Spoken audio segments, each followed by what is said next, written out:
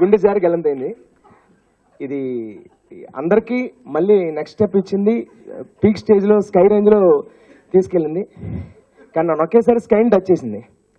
నా లైఫ్లో నేను కొంచెం ఎక్సైట్మెంట్లో మాట్లాడుతున్నానండి, రియల్గా ఎమోషనల్గా.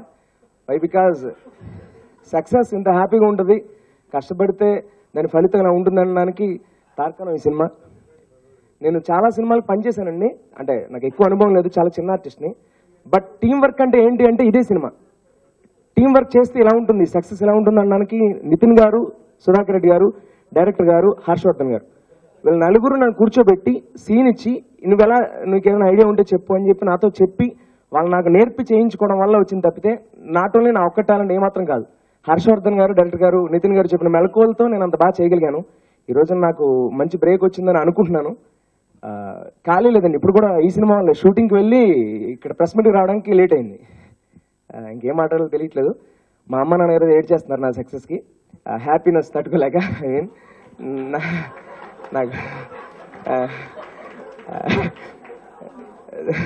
నితిన్ గారికి థ్యాంక్స్ సార్, సుధాకర్ రెడ్డి గారికి నేను జీవితాంతం రుణపడి ఉంటాను మీకు సార్, ఎందుకంటే నేను ఈ రోజున ఇలా ఉన్నానంటే అది మీ భిక్ష.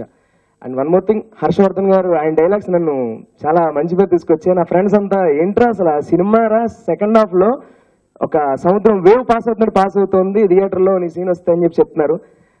అదంతా క్రెడిట్ గోస్ టు మా రైటర్ హర్షవర్ధన్ గారు. ఆయన మా డైరెక్టర్ గారు, ఆయన ఎలా చెప్తే అలా చేశాను కాబట్టి ఈరోజు ఈ స్టేజ్లో ఉన్నాను.